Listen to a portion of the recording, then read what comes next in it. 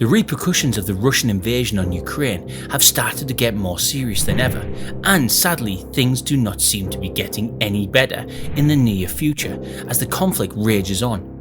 Taxpayers in the West have been facing incredible surges in their cost of living, and this is only making things harder for the politicians and leaders. The costs of assisting Ukraine are getting higher and higher too.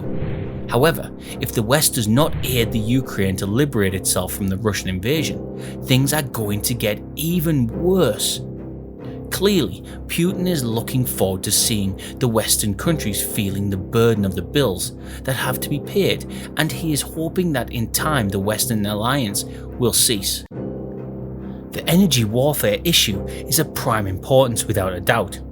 The Ukrainians are already having to suffer from shortage of potable water, and as the cold winter months are approaching, things are set to get even worse. Since power shortages are expected, besides people are not going to be able to prepare food, preserves and store them for the winter, with such power shortages and consequently even food shortages are being envisioned. Thus the assistance from the West is very important.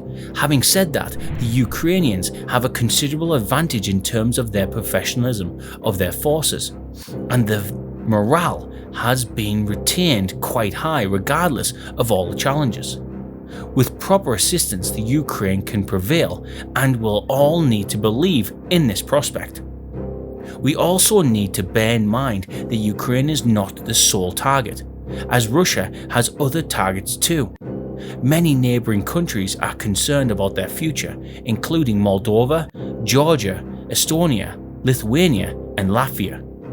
None of these countries can feel safe unless the Russian invasion in Ukraine is conquered. A wavering in Western support will most likely be interpreted as a green light to invade such countries, and hence the West needs to stay strong and not falter in its support. It is also important to mention that if the Ukraine does not preserve its territorial integrity, there will most likely also be repercussions in the field of nuclear power.